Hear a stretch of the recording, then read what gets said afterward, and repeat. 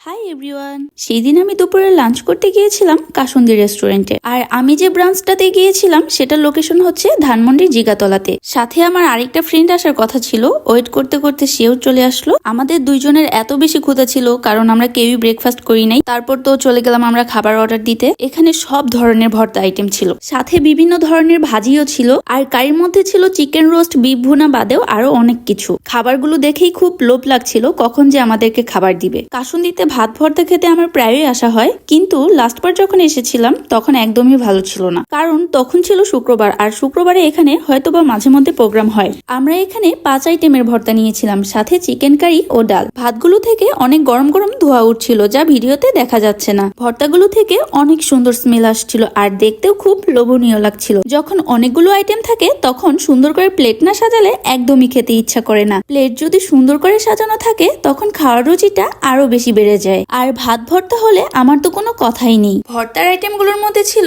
আলু ভর্তা, ডিম ভর্তা, শুটকি ও ঢেঁড়স ভর্তা। খাওয়া শেষ করে মিষ্টি মুখ না করলে কিভাবে হয়, এর জন্য খুবই মজাদার একটা পায়েস নেই। এমনিতেও আমাদের পেটটা ভরা। সব শেষে 1 কাপ চা না খেলে তো কোনোভাবেই হবে না। খাওয়া দাওয়ার আড্ডা শেষে আমরা যখন বের হয়ে যাব তখনই আমার ফ্রেন্ড আমাকে একটা প্রিঙ্গলস দেয়। খাওয়া দাওয়া শেষে একটু হাঁটাহাঁটি না করলে কি হয়। কাসুন্দি থেকে বের হয়ে আমরা চলে গেলাম জিগাতলার মিনিসো ব্রাঞ্চে। মিনিসোর প্রত্যেকটা জিনিস অনেক বেশি কিউট, তবে মিনিসোর জিনিসগুলো একটু দামি। আমরা দুইজন মিলে প্রত্যেকটা জিনিস ঘুরে ঘুরে দেখছিলাম। আমার কাছে কোনো কিছু কেনার থেকে ঘুরে ঘুরে দেখাটাই বেশি আনন্দ দেয়। কেন জানি মনে হয় প্রত্যেকটা জিনিস অনেক সময় নিয়ে দেখি। এরপর মিনিসো থেকে বের হয়ে একটা রিক্সা নিয়ে বাসার দিকে যাই। ধানমন্ডি 15 গাউসিয়া টুইন টাওয়ারটি কারা কারা যেন ভিডিওটিতে কমেন্ট করে দিও। আর আজকের মতো এতটুকুই, সবাই ভালো থেকো।